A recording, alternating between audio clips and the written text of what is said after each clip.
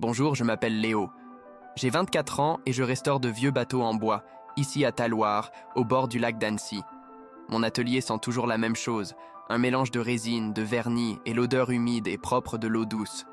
Je passe mes journées à poncer des coques, à sentir la fibre du bois changer sous mes doigts. C'est un travail lent, un dialogue silencieux avec des choses que d'autres ont abandonnées. Je redonne forme à ce qui a été cassé. Mon appartement est juste au-dessus. Il n'y a pas grand-chose dedans. Un lit, une table, 2 chaises, dont une qui grince un peu. Le matin, le plancher est toujours froid sous mes pieds nus. Je n'ai pas de radio, pas de télé. J'entends juste le clapotis de l'eau contre les galets du rivage, un son constant qui rythme mes nuits. Je fais mon café dans une vieille cafetière italienne, la même que mon père utilisait. Le bruit qu'elle fait est familier. Ma routine ne change jamais vraiment. Levé à 6 heures, avant même que le soleil ne touche les sommets des dents de l'enfant. Je descends à l'atelier, la tasse de café encore chaude dans mes mains. Le bois attend. Je choisis un outil, je le passe sur la pierre à aiguiser. Le geste est précis, hérité. J'aime ce moment, juste avant que le vrai travail ne commence, quand tout est encore possible. La journée se déroule au rythme du ponçage et du vernissage. Le silence ne me dérange pas. Je crois que je m'y suis habitué. Mon père parlait peu, lui aussi. Il préférait montrer. Depuis qu'il est parti, les outils dans mes mains me semblent parfois plus lourds. Je déjeune seul sur le ponton, un sandwich, en regardant les voiliers au loin. J'observe les familles, les couples, et je me demande à quoi ressemble leur vie. Puis je retourne à mon bois, à quelque chose que je comprends, que je peux réparer. Mais ce jour d'automne-là, quelque chose était différent. L'air était plus vif, plus coupant. Les touristes avaient déserté les rives, laissant le lac à sa tranquillité grise. Je travaillais sur une petite sculpture, un oiseau en bois flottait, assis sur le bord de mon ponton. Mes doigts suivaient les courbes naturelles du bois. C'est là que je l'ai vu pour la première fois. Mon couteau s'est immobilisé sur le morceau de bois en plein milieu d'un mouvement. Elle marchait le long de la plage de galets. Elle portait un long manteau de laine sombre et ses cheveux, d'une couleur cuivre intense, étaient traversés de quelques fils d'argent qui captaient la lumière pâle. Elle s'est arrêtée au bord de l'eau. Elle ne regardait pas le paysage comme on admire une carte postale. Son regard était fixe, comme si elle retrouvait une vieille connaissance. Je l'ai observée, oubliant l'oiseau de bois dans ma main. Puis, sans la moindre hésitation, elle a avancé. L'eau glaciale a recouvert ses chaussures, puis ses chevilles. Elle n'a pas tressailli. Elle a continué à marcher, le bas de son manteau s'alourdissant, tirant sur le tissu. L'eau a atteint sa taille, puis ses épaules. Mon souffle s'est bloqué dans ma poitrine. J'ai posé délicatement la sculpture sur une planche à côté de moi, sans faire de bruit, comme si ça pouvait changer quelque chose. Le petit oiseau de bois a glissé et est tombé sur le ponton avec un bruit sec. Ce son a tout déclenché. Je n'ai pas réfléchi. J'ai couru, mes bottes glissant sur les galets humides. Le plongeon dans l'eau a été un choc violent, un froid qui m'a coupé le souffle. Je l'ai attrapé. Son corps était lourd, inerte, et son manteau gorgé d'eau nous entraînait tous les deux vers le fond. J'ai lutté pour remonter à la surface. Je l'ai tiré sur la rive, mes poumons en feu. Elle ne respirait pas. Mes mains tremblaient en se plaçant sur son sternum. 1, 2, 3. Je poussais, encore et encore. Le monde s'était réduit à ce rythme désespéré, au bruit de ma propre respiration haletante et au clapotis de l'eau sur les pierres. Mon esprit était vide de toute pensée. Il n'y avait que le mouvement, la pression de mes paumes sur sa poitrine immobile. Soudain, une toux. Un son rauque, terrible. De l'eau a jailli de sa bouche. Elle a pris une grande inspiration saccadée. Ses yeux se sont ouverts. Ils étaient d'un gris vert étrange, embués d'une fatigue qui semblait venir de très loin. Je me suis laissé tomber en arrière sur les galets, le soulagement me rendant les membres mous.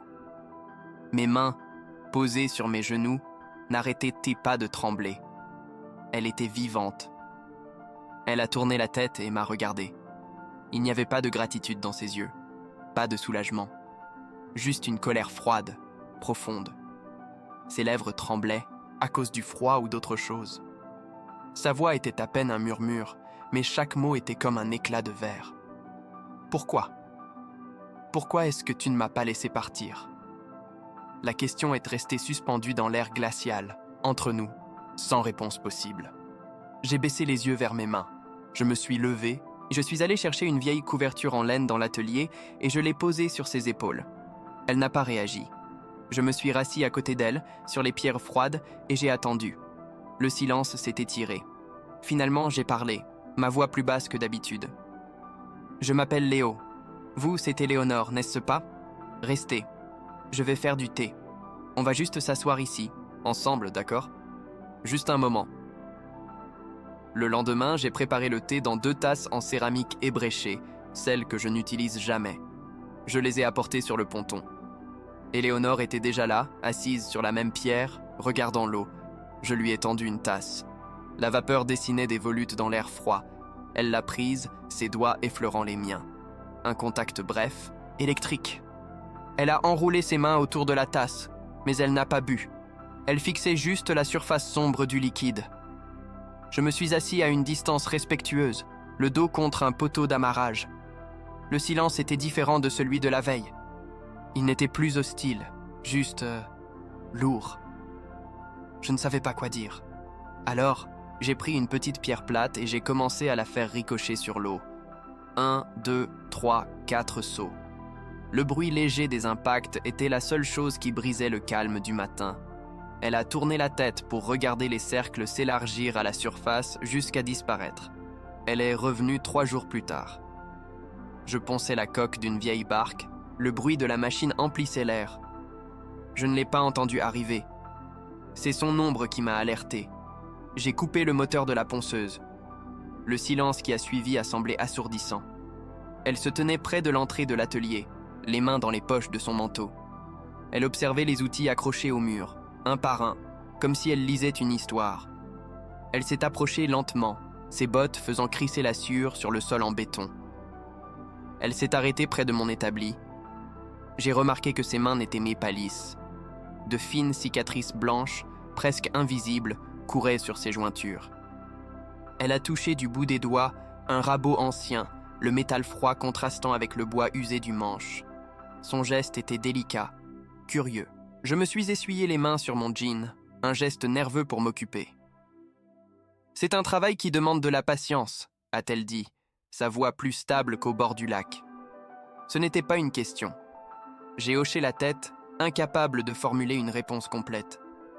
J'ai attrapé un morceau de papier de verre et j'ai commencé à polir un coin de la barque à la main, juste pour que mes mains aient quelque chose à faire.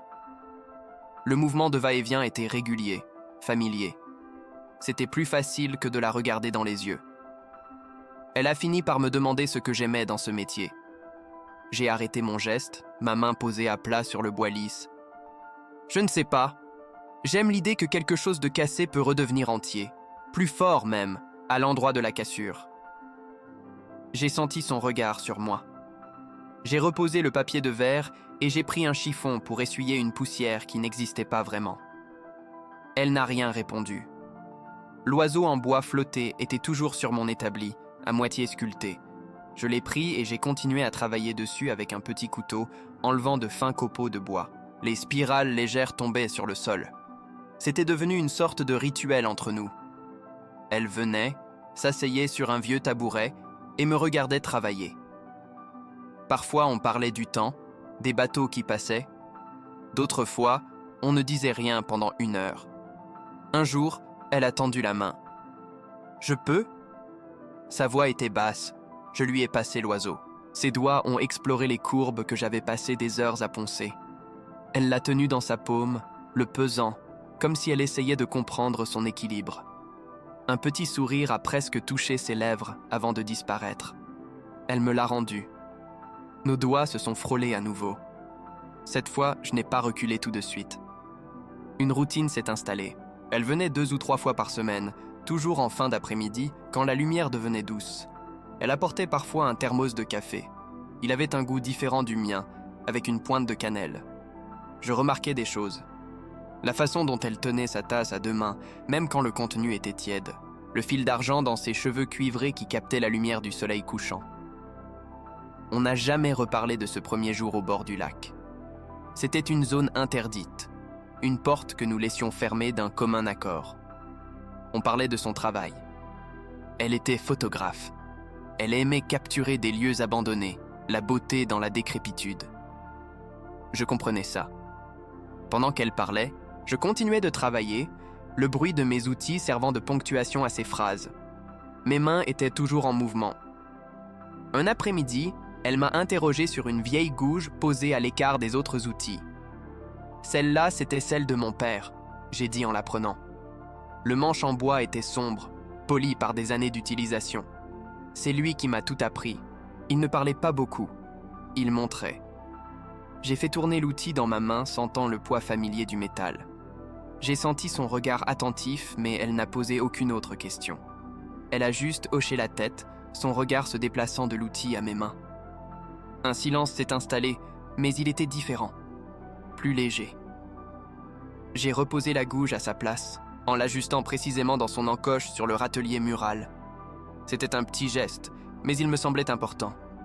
Elle a détourné les yeux vers la fenêtre, observant le soleil qui commençait à descendre derrière les montagnes de l'autre côté du lac. Alors qu'elle partait, je lui montrais une réparation compliquée sur un mât. Nos épaules se sont touchées. Je lui ai expliqué comment le bois avait travaillé et en pointant un détail, ma main a effleuré la sienne. Un contact minuscule, accidentel. J'ai senti le muscle de mon bras se tendre. J'ai retiré ma main un peu trop vite, faisant tomber une petite cale en bois par terre avec un bruit sec. Je me suis penché pour la ramasser, prenant plus de temps que nécessaire. Quand je me suis relevé, elle me regardait. Son expression était indéchiffrable. Elle n'a pas souri, mais la tension autour de ses yeux s'était un peu relâchée. Elle a mordu le coin de sa lèvre inférieure, un geste rapide, presque imperceptible. Puis elle a détourné le regard la première, murmuré un « à bientôt » et elle est partie. Je suis resté là, la cale de bois dans la main, écoutant le bruit de ses pas qui s'éloignaient sur les galets. Un jeudi, il pleuvait à verse. Une pluie froide et continue qui martelait le toit en tôle de l'atelier. Je pensais qu'elle ne viendrait pas. Mais vers 5 heures, je l'ai vue arriver, marchant vite sous le déluge, sans parapluie. Son manteau était trempé, ses cheveux collés à son visage. J'ai ouvert la grande porte coulissante avant même qu'elle n'atteigne le seuil. L'odeur de la pluie et de la terre mouillée a envahi l'atelier. Cela faisait 6 semaines. 6 semaines que ces visites rythmaient mes après-midi. L'oiseau de bois, maintenant parfaitement poli, était posé sur mon établi, comme un gardien silencieux de nos conversations. Mais ce jour-là, alors que je lui tendais une vieille serviette pour qu'elle s'essuie le visage et que le bruit de la pluie nous isolait du reste du monde, j'ai compris que ce n'était plus seulement une routine. J'ai réalisé que j'attendais le son de ses pas bien avant qu'elle n'arrive. Elle a pris la serviette que je lui tendais et le contact de ses doigts froids contre les miens a duré 1 seconde de trop. Elle a commencé à s'essuyer les cheveux, le geste lent, presque mécanique.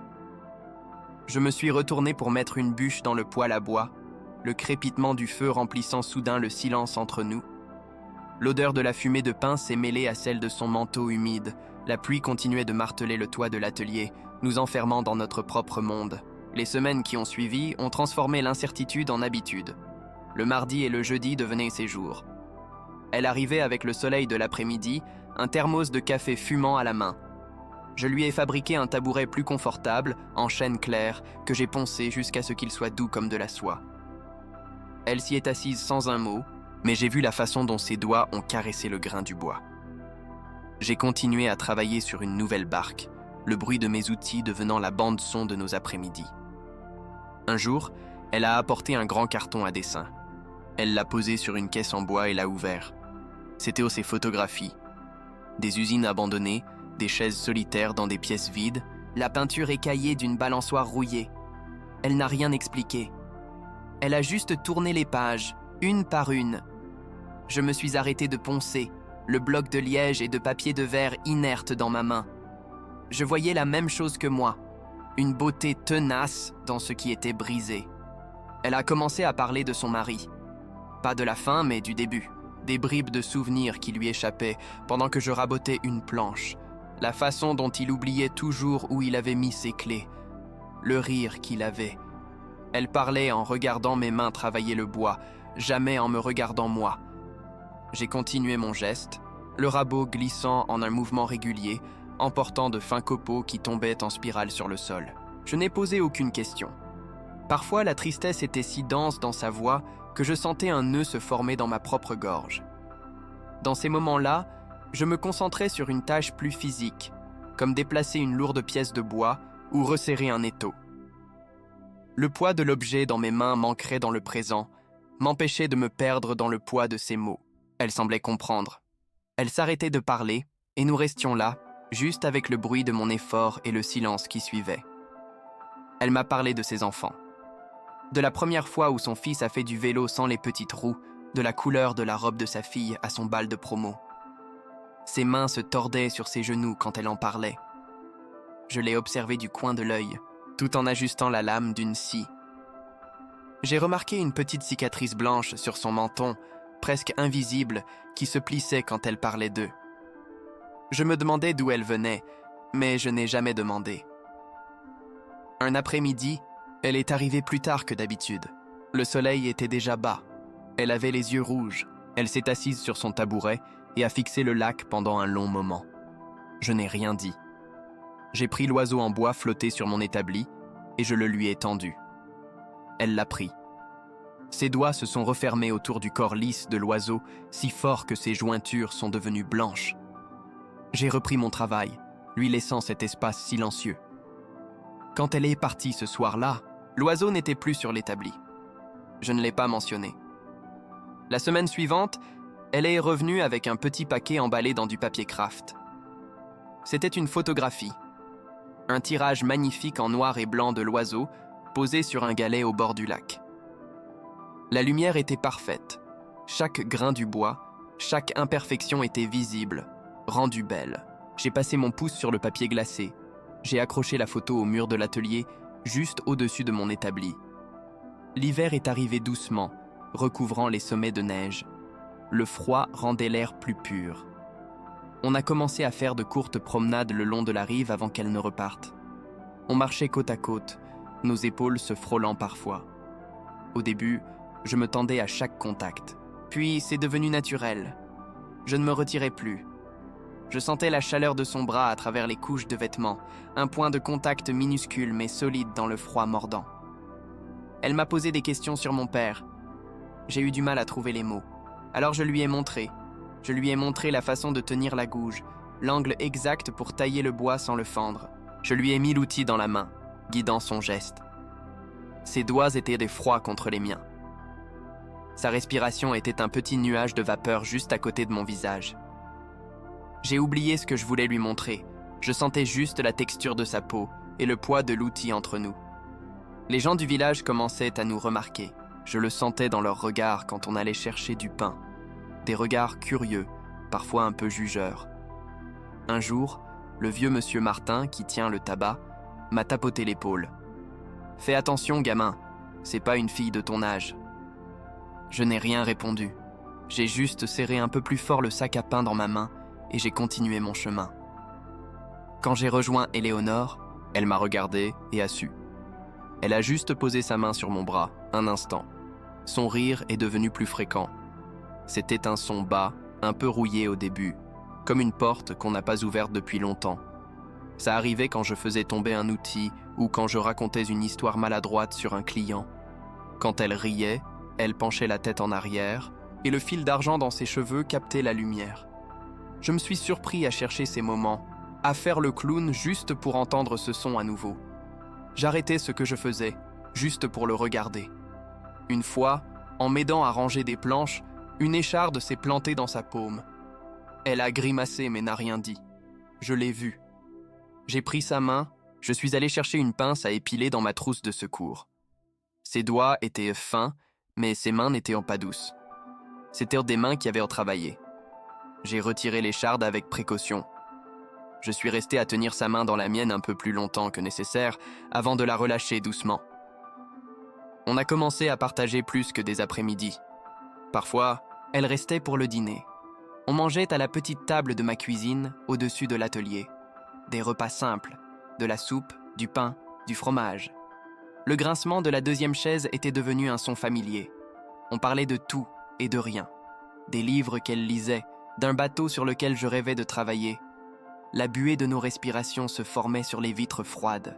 Un soir de janvier, une tempête de neige nous a surpris. Il était trop dangereux pour elle de reprendre la route. Elle n'a pas protesté. J'ai fait un lit pour elle sur le canapé, avec toutes les couvertures que j'avais. J'ai hésité un instant dans l'embrasure de la porte de ma chambre. Elle était assise, le dos tourné, regardant les flocons tourbillonner à la fenêtre. Je me suis raclé la gorge. « Bonne nuit, Éléonore. » Elle s'est retournée. « Bonne nuit, Léo. » Le lendemain matin, le monde était blanc et silencieux. La neige avait tout étouffé. Elle était déjà levée, une tasse de café à la main, regardant le lac gelé. Elle portait un de mes vieux pulls en laine, trop grand pour elle. Les manches recouvraient en ses mains. Elle s'est retournée vers moi et un sourire a touché ses lèvres. Pas un sourire triste, pas un sourire forcé. Un vrai sourire. J'ai senti mes propres lèvres s'étirer en réponse, sans que je le décide. On a passé la journée à déblayer la neige. On travaillait en silence, le seul bruit étant celui de nos pelles raclant le sol. On était une équipe. Plus tard, assis devant le poêle, nos vêtements séchant à côté, elle a posé sa tête sur mon épaule. Juste un instant. Son geste était si léger, si naturel. Mon corps tout entier s'est immobilisé. J'ai senti l'odeur de ses cheveux, un mélange de fumée de bois et de quelque chose de floral. Je n'ai pas bougé. Au fil des mois, je me suis rendu compte que le silence de mon appartement n'était plus le même. Avant, il était juste vide. Maintenant, il était plein de son absence. Je me surprenais à tendre l'oreille, attendant le bruit de ses pas sur les galets, même les jours où je savais qu'elle ne viendrait pas. Je nettoyais l'atelier plus souvent, j'achetais le café à la cannelle qu'elle aimait. J'ai déplacé des outils pour faire plus de place à son tabouret. C'était devenu notre vie. Deux solitudes qui avaient appris à coexister, à se réchauffer l'une l'autre. On n'avait jamais mis de nom dessus, on n'avait jamais parlé d'avenir. On vivait au rythme des saisons sur le lac, des bateaux que je réparais, des photos qu'elle prenait. Cela faisait presque 1 an. 1 an depuis ce jour glacial au bord de l'eau. J'ai regardé la photo de l'oiseau sur le mur, puis je l'ai regardée, elle endormie sur le canapé, et j'ai su. Ce soir-là, alors que les premières lueurs du printemps commençaient à peine à allonger les jours, nous étions assis sur le ponton. Le lac était calme, un miroir parfait pour le ciel rose et orange. Elle m'a montré une lettre qu'elle avait reçue. Une galerie à Paris voulait exposer sa série sur les lieux abandonnés. Ses doigts tremblèrent légèrement en tenant le papier. C'était la première fois que je la voyais heureuse pour son propre avenir. Je lui ai pris la main. Elle a resserré ses doigts autour des miens. C'était notre point le plus haut.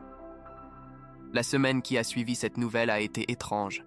L'air entre nous avait changé, vibrant d'une énergie nouvelle, mais aussi d'une sorte de panique silencieuse.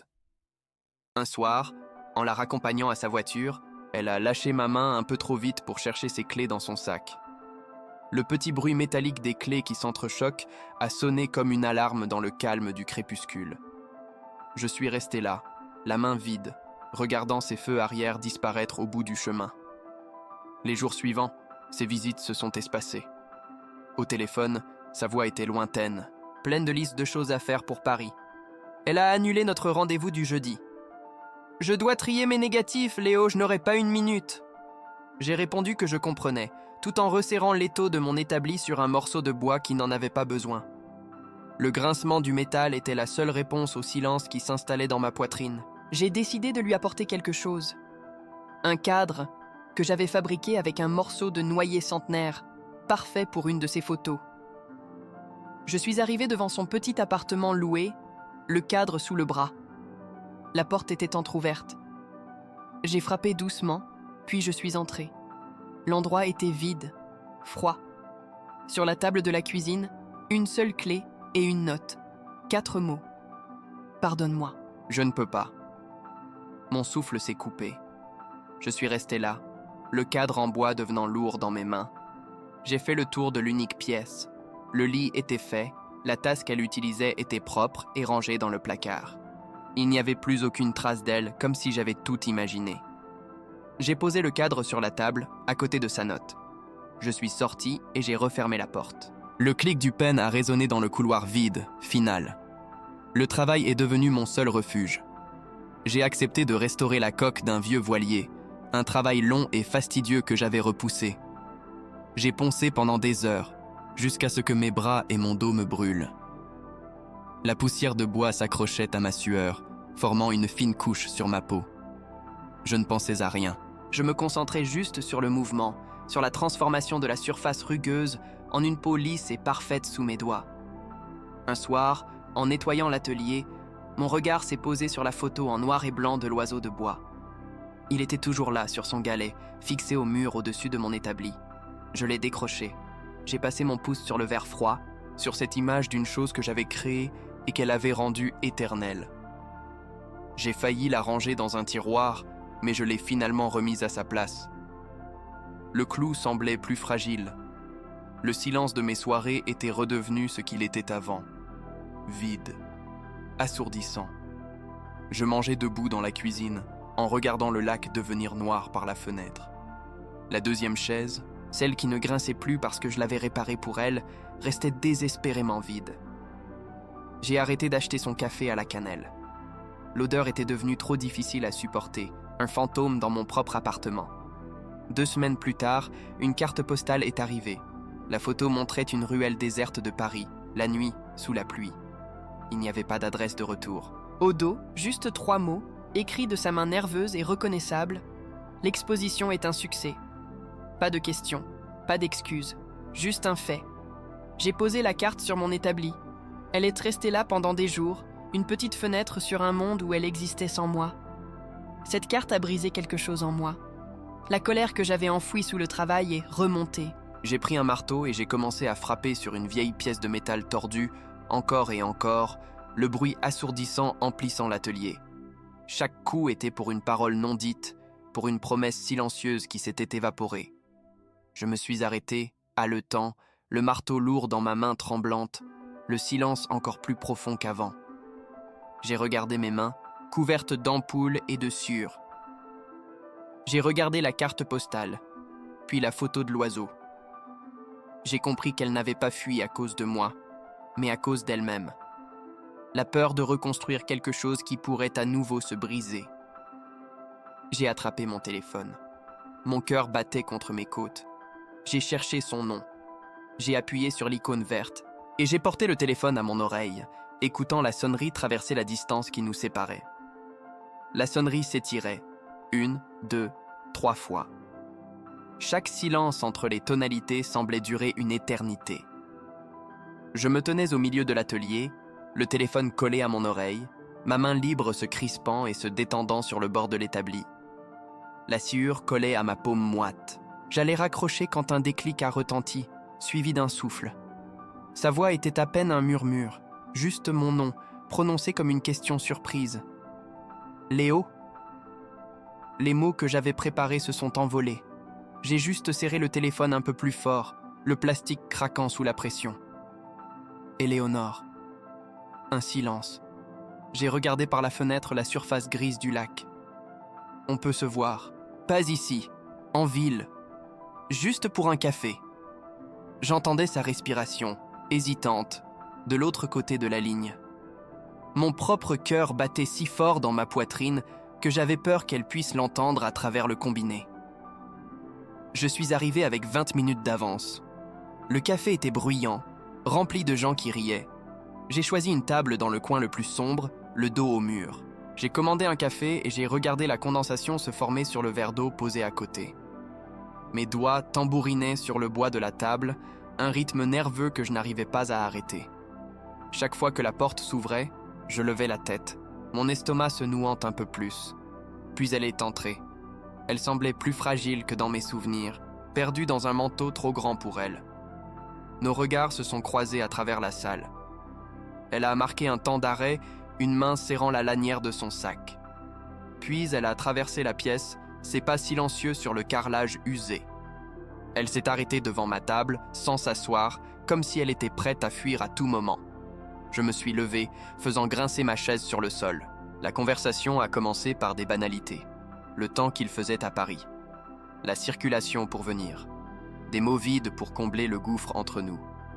Je faisais tourner ma cuillère dans ma tasse de café, maintenant froide. Elle a déballé un morceau de sucre, puis l'a laissé sur la soucoupe, commençant à déchirer méticuleusement le petit papier en minuscules fragments. Ses mains tremblaient à peine, mais je l'ai vue. Elle a fini par lever les yeux de ses mains. « Tu es jeune, Léo. Tu as toute ta vie devant toi. Tu ne devrais pas gâcher ton temps avec ça. » Son geste vague englobait la table, elle, tout ce qui s'était passé. Je n'ai pas répondu tout de suite. J'ai attrapé le sachet de sucre qu'elle avait laissé et j'ai commencé à le plier en 2, puis en 4, me concentrant sur la netteté des plis. Ce n'est pas du gâchis. Ma voix était plus basse que d'habitude. J'ai relevé la tête pour la regarder. Avant toi, les journées se ressemblaient toutes. Elles étaient grises. Maintenant, je me surprends à attendre le mardi et le jeudi, même quand je sais que tu ne viendras pas.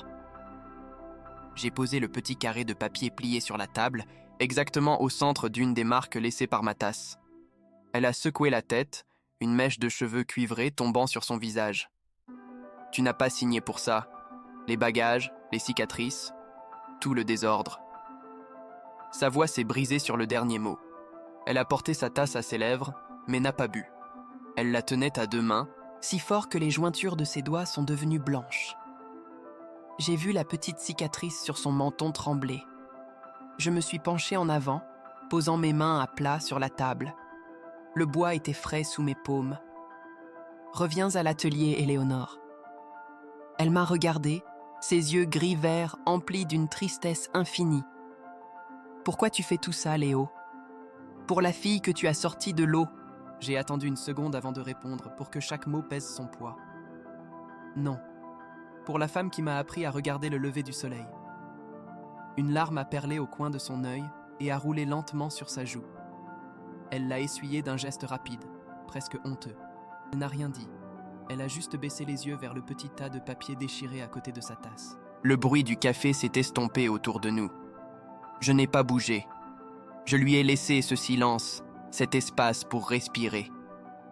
J'ai attendu, le regard fixé sur ses mains immobiles. Elle est revenue le lendemain après-midi. Sans un mot, elle a posé un petit objet sur mon établi, juste à côté de la photo. C'était l'oiseau en bois flotté. Je l'ai regardé, surpris. Je pensais l'avoir perdu pour de bon. Tant qu'il était seul, a-t-elle simplement dit. J'ai pris l'oiseau dans ma main. Le bois était lisse, familier.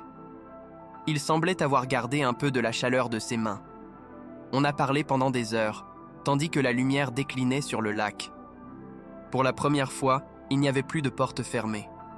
Elle m'a parlé de sa peur d'être abandonnée à nouveau, de se sentir invisible. Je lui ai parlé du silence que mon père avait laissé, un vide que je n'avais jamais su combler. Pendant qu'elle parlait, j'ai pris une petite cale de bois et j'ai commencé à la poncer, le mouvement de va-et-vient de ma main étant la seule chose stable dans la pièce. J'ai arrêté mon geste. Le bruit du papier de verre sur le bois a cessé, laissant place à un silence attentif. Je me suis tourné vers elle. De la poche de mon jean, j'ai sorti une simple alliance en argent, celle de mon père. Je ne me suis pas agenouillé. Je l'ai juste ouverte dans la paume de ma main, la lui offrant. Je ne sais pas ce que demain nous réserve. Personne ne le sait. Mais je veux le découvrir avec toi, un jour à la fois. Elle a regardé l'anneau usé, puis mon visage. Ses lèvres ont esquissé un vrai sourire, le premier que je voyais depuis des semaines. Lentement, elle a pris l'alliance et l'a glissée à son doigt. Elle était trop grande, mais elle a fermé sa main dessus, comme pour la garder. Un jour à la fois, a-t-elle répété, sa voix enfin stable. La lumière dorée de la fin d'après-midi entrait par la grande porte de l'atelier, nous enveloppant tous les deux. 6 mois ont passé. Chaque matin, le plancher n'est plus froid sous mes pieds. Éléonore se lève avant moi, prépare le café. L'alliance de mon père glisse un peu sur son doigt, mais elle ne l'enlève jamais. Je la regarde remuer le sucre dans sa tasse, un geste lent, délibéré. Elle me sourit par-dessus le bord de la tasse. La cuisine est petite, nos coudes se touchent quand je prends le pot de lait. C'est notre première conversation de la journée, sans un mot. Son monde a doucement envahi le mien. Ses livres de photographie s'empilent sur la chaise qui grinçait autrefois. J'ai construit une étagère pour eux, juste à côté de la fenêtre. Ces tirages en noir et blanc sont maintenant sur les murs, à côté de la photo de l'oiseau. Mon appartement n'est plus seulement un endroit pour dormir, c'est devenu un lieu où l'on vit. Je passe parfois la main sur la tranche d'un de ses livres en rentrant de l'atelier, juste pour sentir sa présence. Nos journées ont trouvé leur rythme. Je travaille en bas, le bruit de mes outils montant jusqu'à l'appartement. Parfois, elle descend, non pas pour parler, mais juste pour être là. Elle s'assoit sur son tabouret en chêne et lit, le bruit des pages qu'elle tourne se mêlant au son du ponçage. L'autre jour, elle m'a apporté un verre d'eau. Ses doigts ont effleuré les miens quand je l'ai pris. Je n'ai pas renversé une seule goutte. Il y a encore des jours de brouillard. Des matins où elle se réveille silencieuse, le regard perdu sur le lac. Je ne pose pas de questions. Ces jours-là, je fais du thé à la cannelle, celui qu'elle aime. Je lui apporte une couverture et je m'assois à côté d'elle sur le canapé, reprenant la sculpture d'un nouveau bateau miniature. Mes mains sont occupées, mais je suis là. Le silence n'est plus un ennemi, c'est juste un espace que l'on traverse ensemble. Parfois, en nettoyant la vieille gouge de mon père, je la regarde à travers la porte ouverte de l'atelier. Je me souviens du garçon que j'étais, celui qui se cachait derrière son travail pour ne pas avoir à vivre. Ce garçon n'aurait pas su quoi faire de ce bonheur fragile. Il aurait eu peur. Je repose l'outil à sa place, le métal froid contre ma paume. Aujourd'hui, je n'ai plus peur du silence. J'ai juste peur de ne plus entendre le bruit de ses pas à l'étage. L'oiseau en bois flotté a quitté l'atelier. Un soir, sans rien dire, je l'ai pris et je l'ai posé sur la petite étagère que j'ai construite dans le salon, entre deux de ses livres de photos. Il n'est plus un souvenir de sauvetage, mais le témoin silencieux de notre reconstruction. Éléonore a posé sa main sur mon bras en me regardant faire. Elle n'a rien dit, mais son pouce a caressé doucement le tissu de ma chemise, juste là. Nos soirées sont simples. Souvent, on s'assoit sur le canapé, le dos appuyé contre le même coussin usé. Elle lit, sa tête posée sur mon épaule, le poids léger et familier. Je tiens un livre aussi, mais je lis rarement plus d'une page. Je préfère écouter sa respiration, sentir la chaleur de sa présence contre moi. Parfois, sa main trouve la mienne dans l'espace entre nous, et nos doigts se lassent, sans que nous ayons à y penser. Ce matin, nous étions sur le ponton, comme au premier jour. Mais l'air n'était plus glacial, il sentait la promesse du printemps. Le soleil se levait derrière les montagnes, peignant le lac de couleur douce. Elle s'est appuyée contre moi et j'ai passé un bras autour de ses épaules, la serrant un peu plus fort. Nous n'avons pas parlé de demain. Nous regardions juste la lumière gagner, un jour à la fois, en commençant par celui-ci.